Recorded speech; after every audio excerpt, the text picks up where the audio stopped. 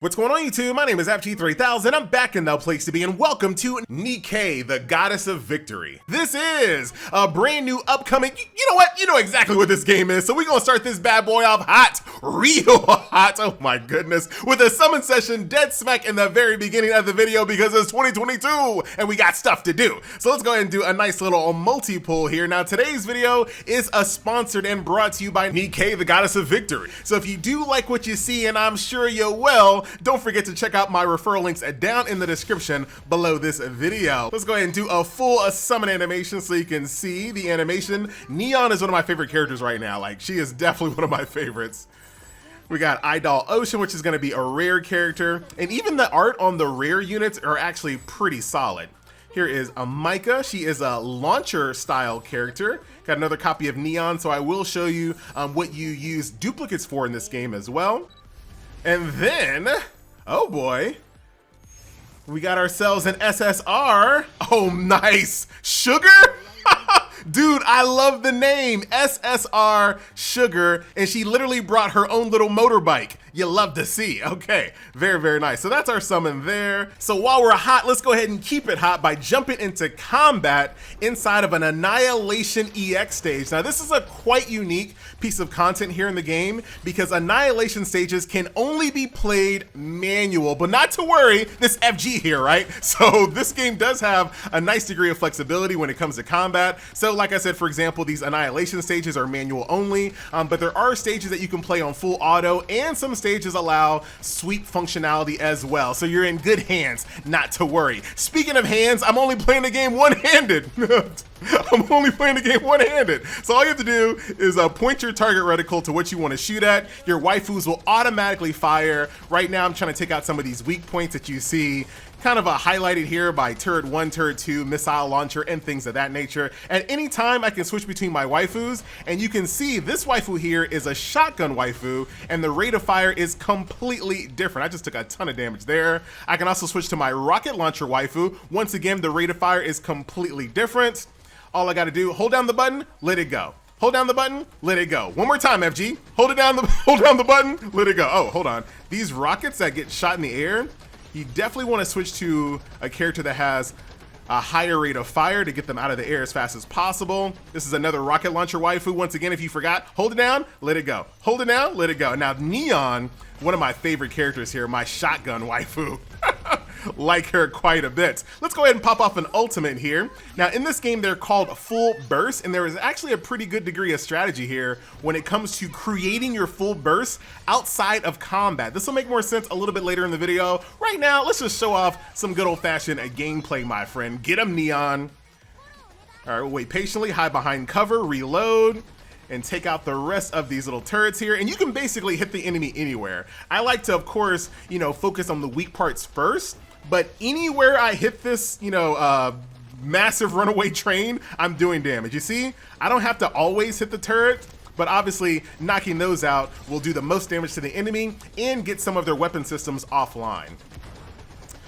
Oh, dude, I thought it was done. I thought it was done. This thing is still alive. Oh, dude, I'm almost done. Dude, I'm dying. No! Not today. Not today. Come on, come on, come on. Just a little bit. I'm not even doing a full reload. All right, let's do a full reload. I'm not gonna shoot the missiles out of the sky. I'm not gonna shoot the missiles out of the sky. Was that smart? Was that smart? No, it wasn't smart.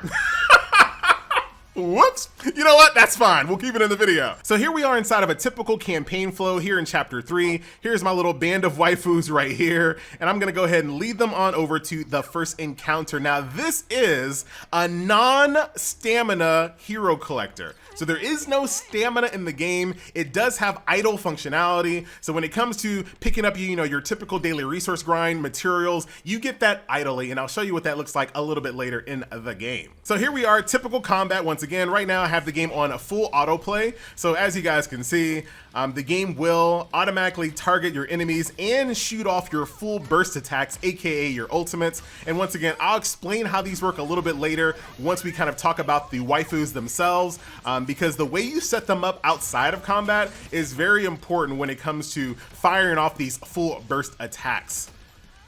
So very, very nice. My full burst is going to end in a couple seconds. And then, like I said, while you're in full burst, not only do you do the attacks in the ultimates themselves, you have that little duration where your stats are increased and you're doing much more damage. Get him, Neon. Very nice. Full burst. Let's go. Now you can see right now, I can't complete my full burst level 3. Once again, I'll explain this a little bit later. I'm just showing you some gameplay. So here we are back in the main lobby screen. Operate was your campaign, and Arc is going to house all of your auxiliary gameplay modes, right? So you have Arena, you have your tried and true Endless Tower mode, and you also have Lost Sector. Now, Lost Sector is going to be that gameplay mode that is going to be long form content. In this gameplay mode, it's going to really kind of push you to develop more than one team, because in this gameplay mode right now, I'm only using one squad because it's pretty early in the game. But in this gameplay mode, and I'll kind of show you how it works. Go ahead and throw auto.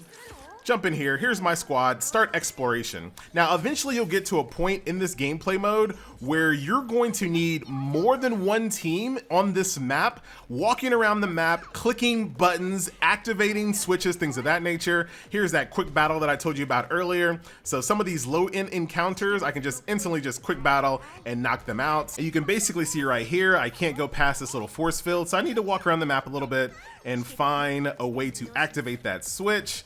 Looks like I'm gonna have to teleport across the map first. Here's the button.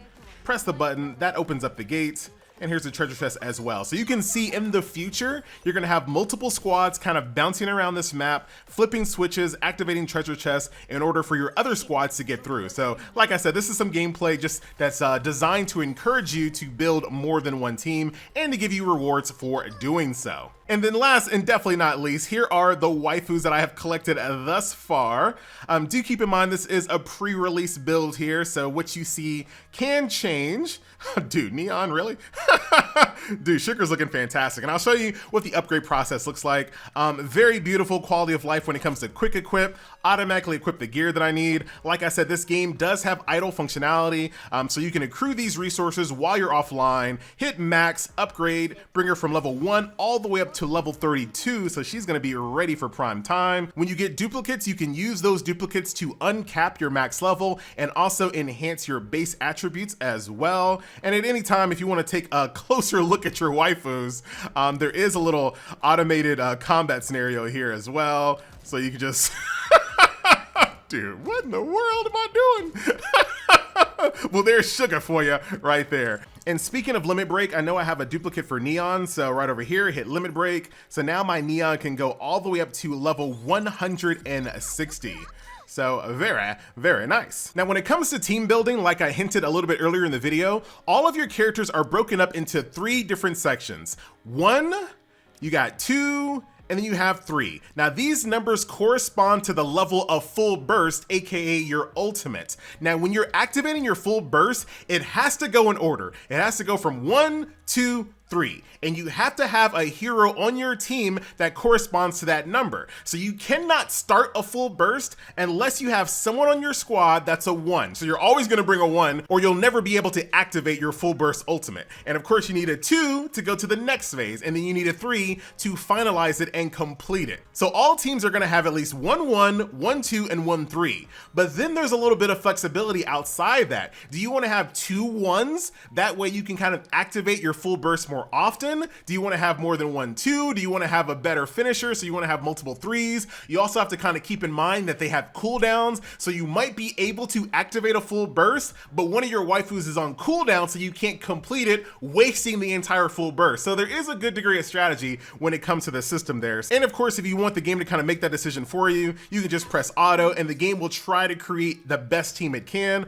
But once again, I do like the fact that there is a good degree of flexibility when it comes to team building and putting the proper characters on your squad. And then lastly, you have a base system here where you can build buildings here, which are going to provide different types of stats and bonuses and whatnot. And then like I mentioned before, the game does have an idle functionality, so while you're offline, you will get resources which will allow you to level up your characters. Once again, this is not a stamina based hero collector, so this is where all of your, your traditional daily resource grind materials will come from, and you can also get levels from that, cash out resources, etc, etc. Get 'em, Sugar. Dude, she brings her bike with her. Dude, that's awesome. So that will do it. Once again, thank you so much to Nikke, the goddess of victory. Don't forget, go down in the description below this video, follow my links, and get ready for the global launch of the game, because let me tell you, my friend, it is right around the corner sooner than you think. Dude, Sugar, man, I gotta get her on global launch. She brings her own cover with her motorcycle, dude. That's pretty awesome. All right, guys, I'm out, and I'll see you guys in the next video. Later. And don't forget to join the official Nikke Goddess of Victory communities by following the links in the description below this video.